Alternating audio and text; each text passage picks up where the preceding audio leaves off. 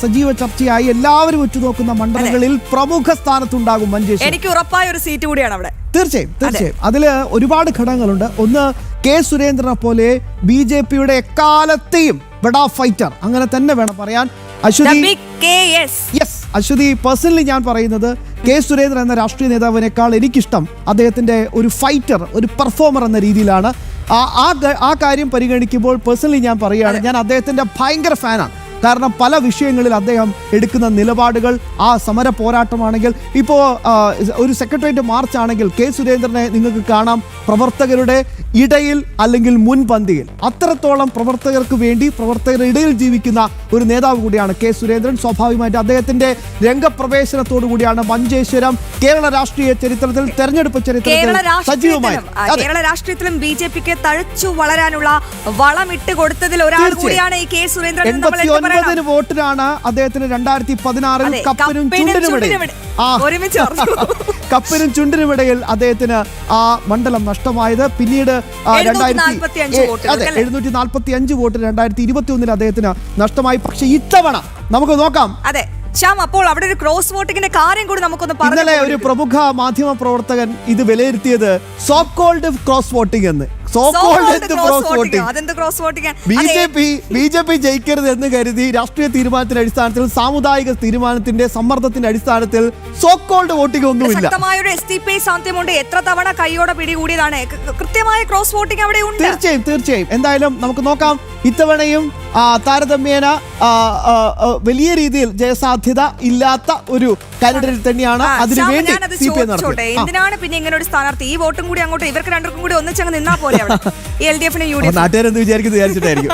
എന്തായാലും KR ജയാനന്ദയാണ് LDF ഇത്തവണ മഞ്ചേശ്വരത്ത് ഇറക്കിയിരിക്കുന്നത്. നമ്മുടെ നായകൻ കെ സുരേന്ദ്രൻ, NDAയുടെ കെ സുരേന്ദ്രൻ ഇത്തവണയും മഞ്ചേശ്വരം പിടിക്കാൻ തന്നെ ഉറപ്പിച്ച് രംഗത്ത് വരികയാണ്. ഒപ്പം AK അഷ്റഫ്, ഈ SDPയുടെ ഒരു സ്ഥാനാർത്ഥി കൂടി ഉണ്ടായിരുന്നു.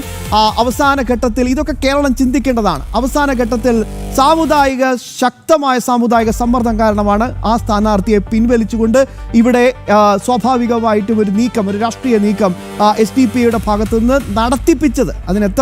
എന്തൊക്കെ നിലപാടുകൾ എടുത്തു എന്നതൊക്കെ ഇനി തെരഞ്ഞെടുപ്പ് ഈ മഞ്ചേശ്വരം മണ്ഡലത്തെ പറ്റി നമുക്ക് പറയാതെ പോകാൻ വയ്യ.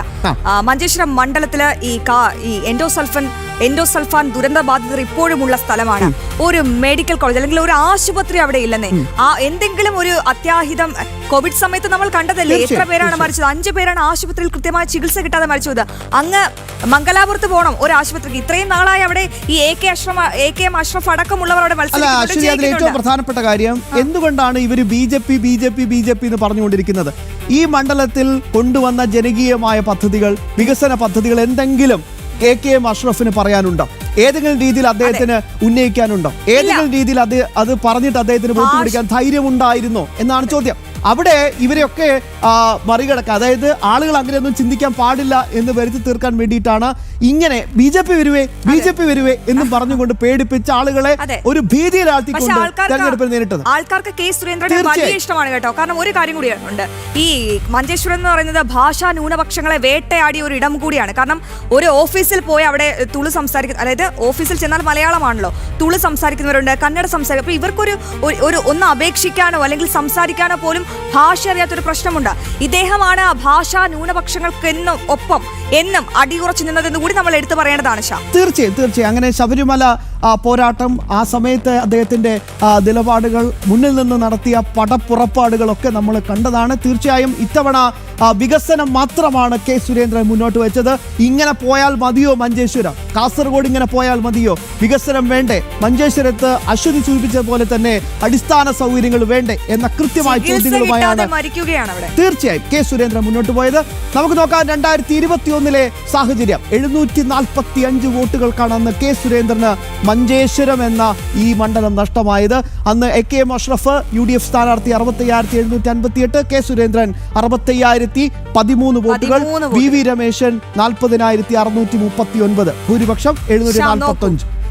കെ. സുരേന്ദ്രൻ 745 പറയുമ്പോൾ നമുക്ക് തന്നെ ഒരു സങ്കടമുണ്ട്. അതെ, 89 വോട്ടുകളുടെ അവസ്ഥയാണ്. തീർച്ചയായും ഈ 745 വോട്ടുകൾ കൃത്യമാണ്. ക്രോസ് വോട്ടിംഗ് ഇല്ലെങ്കിൽ പിന്നെ എങ്ങനെയാണ് പ്രിയപ്പെട്ട മാധ്യമ പ്രവർത്തക ഇത് സംഭവിച്ചത്? അല്ലെ, അതെ, സോ കോൾഡ് ക്രോസ് വോട്ട് അങ്ങനെ പറയാൻ പാടില്ല. കേരളത്തിൽ അങ്ങനെ കുറെ വാക്കുകളുണ്ട്, നമുക്കത് അംഗീകരിക്കാൻ പറ്റില്ലല്ലോ. തീർച്ചയായും ഒരിക്കലും പറ്റില്ല. യെസ് അശ്വതി, ഇനി നമുക്ക് 2024 ലോക്സഭാ തെരഞ്ഞെടുപ്പിൽ മഞ്ചേശ്വരം മണ്ഡലം എങ്ങനെയാണ് ചിന്തിച്ചതെന്ന് വളരെ പെട്ടെന്ന് നോക്കേണ്ടി വരും.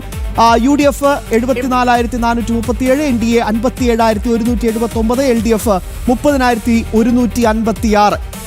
വീണ്ടും നമുക്ക് വളരെ പ്രധാനപ്പെട്ട ഒരു മണ്ഡലത്തിലേക്ക് കൂടി പോകേണ്ടതുണ്ട്. മഞ്ചേശ്വരം എന്തായാലും ഞാൻ അടിയുറച്ച് വിശ്വസിക്കുന്നത് ഇത്തവണ ഒരുപാട് ഘടകങ്ങൾ അനുകൂലമായിട്ടുണ്ട്. അതിൽ ഏറ്റവും പ്രധാനപ്പെട്ട ഒരു ഘടകം സ്വാഭാവികമായിട്ടും വികസനം മഞ്ചേശ്വരം മണ്ഡലത്തിൽ ചർച്ചയായിട്ടുണ്ട്. മതത്തിനും ജാതിക്കും ഒക്കെ രാഷ്ട്രീയത്തിനുമൊക്കെ അപ്പുറത്തേക്ക് മഞ്ചേശ്വരത്തുകാർ ആത്മാഭിമാനത്തോടു കൂടി ചോദിക്കാൻ തുടങ്ങിയിട്ടുണ്ട്.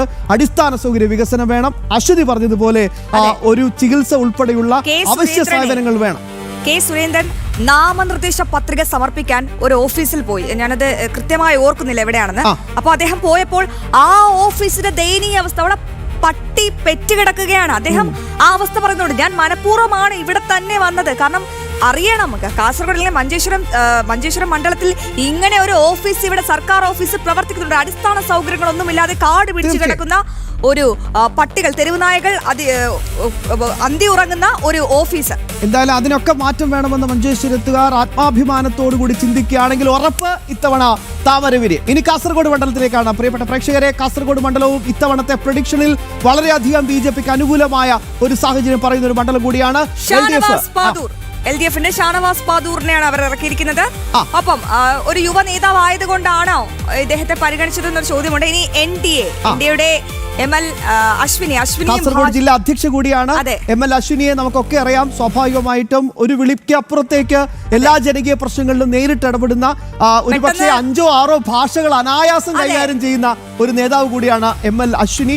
അശ്വിനിയാണ് NDAക്ക് വേണ്ടി കച്ചമുറുക്കി രംഗത്തിറങ്ങിയിരിക്കുന്നത്. ഒപ്പം UDFന് വേണ്ടി മുസ്ലിം ലീഗ് കല്ലട്ര മാഹിൻ ഹാജി. ഇതിൽ ഏറ്റവും പ്രധാനപ്പെട്ട ഒരു പോയിന്റ്, ഷാനവാസ് പാദൂറിനെ അങ്ങനെ നിസ്സാരമായി കാണാൻ സാധിക്കില്ല. അപ്പൊ സ്വാഭാവികമായിട്ടും വലിയ രീതിയിൽ തന്നെ ഒരു വോട്ട് ഷാനവാസ് പാദൂർ പിടിച്ചു കഴിഞ്ഞാൽ ML അശ്വിനിക്ക് സാധ്യതയുണ്ട്.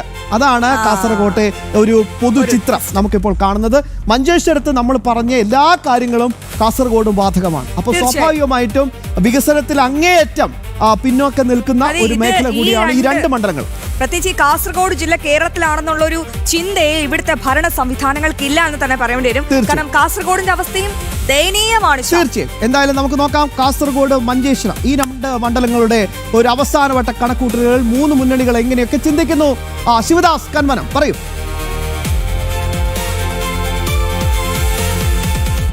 ശ്യാമ, അശ്വതി, കാസർഗോഡ് ജില്ലയിൽ 5 മണ്ഡലങ്ങളാണ് ഉള്ളത്. അതിൽ തന്നെ ഏറ്റവും പ്രധാനപ്പെട്ട, അല്ലെങ്കിൽ കേരള രാഷ്ട്രീയം ഉറ്റുനോക്കുന്ന 2 മണ്ഡലങ്ങളാണ് കാസർഗോഡ് നിയമസഭാ മണ്ഡലവും അതോടൊപ്പം തന്നെ മഞ്ചേശ്വരം നിയമസഭാ മണ്ഡലവും. ഈ മഞ്ചേശ്വരം നിയമസഭാ മണ്ഡലത്തിൽ NDA സ്ഥാനാർത്ഥിയായി മത്സരിക്കുന്നത് കെ. സുരേന്ദ്രനാണ്. അത് എടുത്തു പറയാൻ കാരണം 2016-ലും 2021-ലും കപ്പിനും ചുണ്ടിനും ഇടയിലാണ് അവിടെ ഒരു MLA സ്ഥാനം നഷ്ടപ്പെട്ടത്. 2016-ൽ വെറും 89 വോട്ടുകൾക്ക് മാത്രമാണ് അന്ന് കെ. സുരേന്ദ്രൻ പരാജയപ്പെട്ടത്. ഇവിടെ കൃത്യമായി തന്നെ ക്രോസ് വോട്ടിംഗ് നടക്കുന്ന ഒരു നിയമസഭാ മണ്ഡലം കൂടിയാണ് മഞ്ചേശ്വരം നിയമസഭാ മണ്ഡലം. അന്ന് 2021-ലും സമാനമായ ഒരു അവസ്ഥ തന്നെയായിരുന്നു.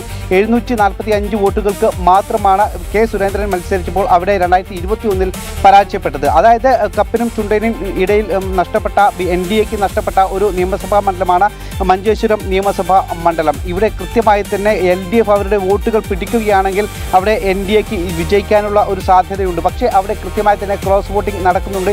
NDA വിജയിക്കും എന്ന് കരുതി അവിടെ CPM വോട്ടുകൾ UDFിലേക്ക് കൃത്യമായി തന്നെ പോകുന്നുണ്ട്. അതിൻ്റെ കണക്കുകൾ അടക്കം കെ. സുരേന്ദ്രൻ മുൻപ് കാണിച്ചിരുന്നു, കൃത്യമായി തന്നെ പ്രഖ്യാപിച്ചിരുന്നു. അതോടൊപ്പം തന്നെ 2016-ൽ അദ്ദേഹം തോറ്റ സമയത്ത് അവിടെ കള്ളവോട്ടുകൾ ധാരാളം നടന്നിട്ടുണ്ട് എന്നുള്ളതിൻ്റെ തെളിവുകൾ സഹിതം അദ്ദേഹം ഹൈക്കോടതിയെ സമീപിച്ചിരുന്നു. പിന്നീട് ഈ ഒരു അവിടെ വിജയിച്ച സ്ഥാനാർത്ഥി മരിച്ച ഒരു സാഹചര്യത്തിൽ പിന്നീട് അദ്ദേഹം ആ കേസിൽ നിന്നും പിന്മാറുകയാണ് ഉണ്ടായത്. അതായത് കൃത്യമായി തന്നെ NDAക്ക് അടിത്തറയുള്ള അല്ലെങ്കിൽ കൃത്യമായി തന്നെ മേധാവിത്വമുള്ള ഒരു മണ്ഡലം കൂടിയാണ് മഞ്ചേശ്വരം നിയമസഭാ മണ്ഡലം. അവിടെ കെ. സുരേന്ദ്രൻ എത്തിയ എത്തിയതോടു കൂടിയാണ് അത്തരത്തിൽ എൻ ഡി എക്ക് വലിയ രീതിയിലുള്ള ഒരു വളർച്ച ഉണ്ടായത്. അതായത് വിജയത്തോട് അടുക്കുന്ന അല്ലെങ്കിൽ വിജയത്തിന് തന്നെ സമാനമായ സാഹചര്യത്തിൽ ഉണ്ടാകുന്ന ഒരു നിയമസഭാ മണ്ഡലമായി മഞ്ചേശ്വരം നിയമസഭാ മണ്ഡലം മാറിയത്. ഇത്തവണയും അവിടെ എൻ ഡി എ സ്ഥാനാർത്ഥിയായി മത്സരിക്കുന്നത് കെ സുരേന്ദ്രൻ തന്നെയാണ്. ഇത്തവണ അവിടെ വിജയിക്കും എന്നുള്ള കാര്യത്തിൽ ഒരു തർക്കവുമില്ല. കാരണം കഴിഞ്ഞ തവണകളിലെല്ലാം തന്നെ അവിടെ യു ഡി എഫിനെ വിജയിപ്പിച്ചു അല്ലെങ്കിൽ മുസ്ലിം ലീഗ് സ്ഥാനാർത്ഥിയെ വിജയിപ്പിച്ചപ്പോൾ കാര്യമായ ഒരു വികസനവും ഉണ്ടായിട്ടില്ല. നേരത്തെ അശ്വതി സൂചിപ്പിച്ചതുപോലെ തന്നെ കെ സുരേന്ദ്രൻ അവിടെ ഒരു താലൂക്ക് ഓഫീസിലെ ആണ് നോമിനേഷൻ സമർപ്പിക്കുന്നതിന് വേണ്ടി പോയത്. അവിടെ എത്തിയപ്പോൾ താലൂക്ക് ഓഫീസിൻ്റെ അവസ്ഥ വളരെ ശോചനീയമായിരുന്നു. വളരെ മോശമായ ഒരു അവസ്ഥ. കൃത്യമായി തന്നെ വൈദ്യുതി പോലും ഇല്ലാത്ത ഒരു സാഹചര്യം. വളരെ മോശം ശോചനീയമായ ഒരു അവസ്ഥ. അത് കെ സുരേന്ദ്രൻ കൃത്യമായി തന്നെ പറഞ്ഞിരുന്നു. നമ്മളത് വാർത്തയായി നൽകിയിരുന്നു. സമാനമായ ഒരു സാഹചര്യം തന്നെയാണ് ഈ തൊട്ടടുത്തുള്ള കാസർഗോഡ് നിയമസഭാ മണ്ഡലത്തിലും. അവിടെയും എൻ ഡി എ കഴിഞ്ഞ കുറച്ചു കാലങ്ങളായി 2ാം സ്ഥാനത്താണ് എത്തുന്നത്. അവിടെ ഇത്തവണ എൽ ഡി എഫിൻ്റെ സ്ഥാനാർത്ഥിയായി ഷാനവാസ് പാദൂരാണ് മത്സരിക്കുന്നത്. നേരത്തെ നിങ്ങൾ ശ്യാമും അശ്വതിയും സൂചിപ്പിച്ചതുപോലെ തന്നെ ഷാനവാസ് പാദൂർ കാസർഗോഡ് ജില്ലയിൽ തന്നെ അറിയപ്പെടുന്ന എൽ ഡി എഫിൻ്റെ ഒരു പ്രധാനപ്പെട്ട നേതാവാണ്. ജില്ലാ പഞ്ചായത്ത് വൈസ് പ്രസിഡന്റ് കൂടിയായിരുന്നു. അതുകൊണ്ട് തന്നെ എൽ ഡി എഫിൻ്റെ ഒരു സ്വാധീനമുള്ള സ്ഥാനാർത്ഥിയായി തന്നെയാണ് അവിടെ ഷാനവാസ് പാദൂർ മത്സരിക്കുന്നത്. മറ്റൊരു മുസ്ലിം ലീഗ് സ്ഥാനാർത്ഥിയെ മത്സരിക്കുന്നത് കലക്ടർ മായിൻ ഹാജിയാണ്. കലക്ടർ മായിൻ ഹാജിയെ സംബന്ധിച്ച് അദ്ദേഹം അത്രത്തോളം സ്വീകാര്യനല്ല. കാരണം അദ്ദേഹം സാമ്പത്തികമായി വലിയ ഒരു ഉന്നതിയിൽ നിൽക്കുന്ന ഒരു വ്യക്തിയാണെങ്കിൽ പോലും അത്രത്തോളം കാര്യമായ മറ്റ് ഇടപെടലുകളൊന്നും തന്നെ നടത്താത്ത നിലവിൽ അദ്ദേഹം കാസർഗോഡ് മണ്ഡലത്തിൽ അടക്കം കാര്യമായ പ്രവർത്തനങ്ങളൊന്നും തന്നെ നടത്താതെ പണക്കൊഴുപ്പിൽ മാത്രം സ്ഥാനാർത്ഥിയായ ഒരുപാട് ഘടകങ്ങൾ അങ്ങനെ ഉണ്ട്. നമുക്ക് വിശദമായി തന്നെ പരിശോധിക്കുമ്പോൾ ശിവദാസ് വളരെയധികം നന്ദി ശിവദാസ്. ഒപ്പം നമുക്ക് വളരെ പെട്ടെന്ന് കാസർഗോഡ് മണ്ഡലത്തിന്റെ 2021 ചിത്രം ഒന്ന് പ്രിയപ്പെട്ട പ്രേക്ഷകരിലേക്ക് പോകണം. 2021 കാസർഗോഡ് എങ്ങനെ ചിന്തിച്ചു? ഇതാ എന്നെ നെല്ലിക്കുന്നാണ് യു ഡി എഫിന് വേണ്ടി അന്ന് ജയിച്ചത്, മണ്ഡലം പിടിച്ചത്. 63,296 അശ്വതി. അഡ്വക്കേറ്റ് കെ ശ്രീകാന്ത് എൻ ഡിക്ക് വേണ്ടി മത്സരിച്ച അഡ്വക്കേറ്റ് കെ ശ്രീകാന്ത് അത് 2ാമത് വരികയും 50,395 വോട്ടുകളാണ് സ്വന്തമാക്കിയത്.